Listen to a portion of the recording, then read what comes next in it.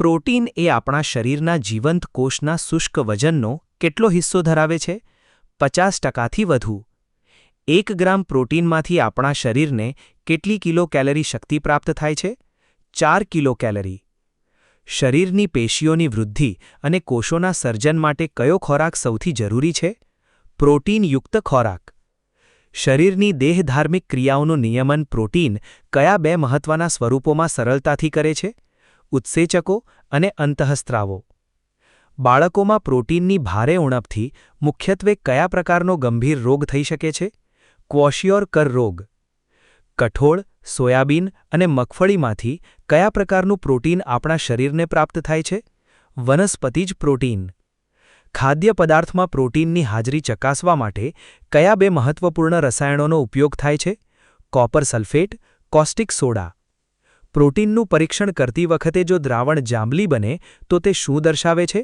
પ્રોટીનની હાજરી. સામાન્ય કરતાં વધુ પ્રોટીનની ખાસ જરૂરિયાત મુખ્યત્વે કઈ વ્યક્તિઓને વધુ હોય છે?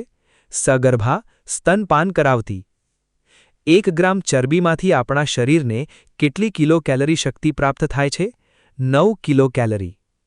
તંદુરસ્ત પુખ્ત પુરુષોએ રોજના ખોરાકમાં આશરે કેટલા ગ્રામ દૃશ્યમાન ચરબી લેવી જોઈએ? 25 ગ્રામ.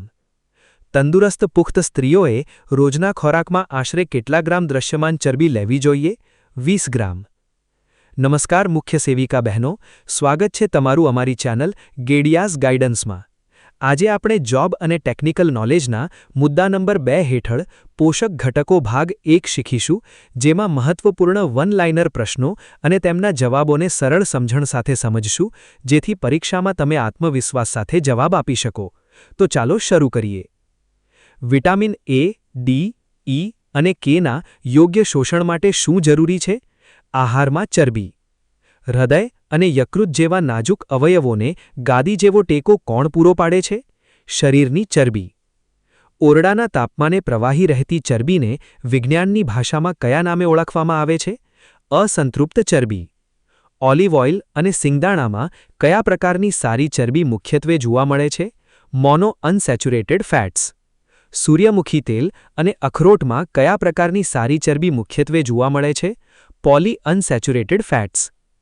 ઓરડાના તાપમાને નક્કર રહેતી ચરબીને વિજ્ઞાનની ભાષામાં કયા નામે ઓળખવામાં આવે છે? સંતૃપ્ત ચરબી.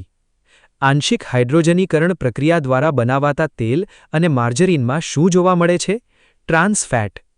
કાગળ પર ખાદ્ય પદાર્થ ઘસવાથી તેલના ડાઘા દેખાય તો તે શું સાબિત કરે છે? ચરબીની હાજરી.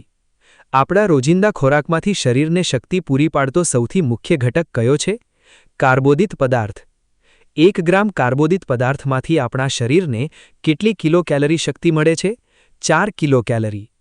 જૈવિક દુનિયાનો 75% હિસ્સો કયા મહત્વપૂર્ણ કાર્બનિક પદાર્થનો બનેલો જોવા મળે છે? કાર્બોદિત પદાર્થનો. માનવ વપરાશ માટે સૌથી વધુ જાણીતો અને સામાન્ય કાર્બોદિત પદાર્થ કયો છે? સુક્રોઝ એટલે કે ખાંડ.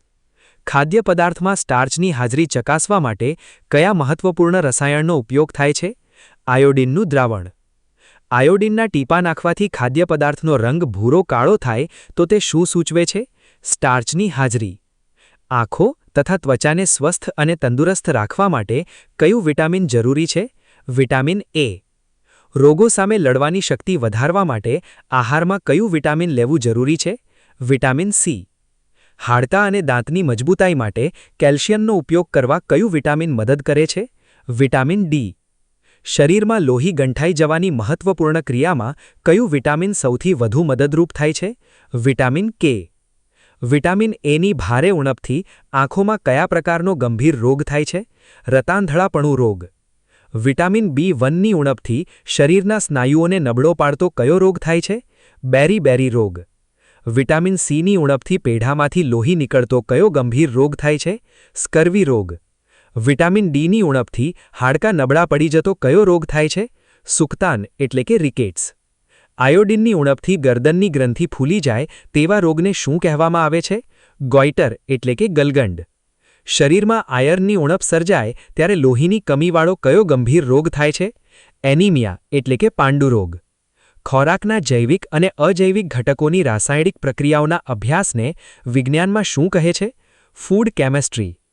માંસ અને કોબીજ જેવા ખાદ્ય પદાર્થોમાં પાણીનું પ્રમાણ આશરે કેટલા ટકા હોઈ શકે છે?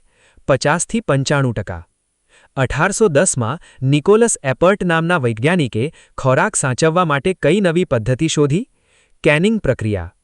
ખોરાક અને પોષણના ક્ષેત્રમાં ઓમિક્સ ટેકનોલોજીના ઉપયોગને વિજ્ઞાનમાં કયા નામે ઓળખાય છે? ફૂડોમિક્સ ટેકનોલોજી.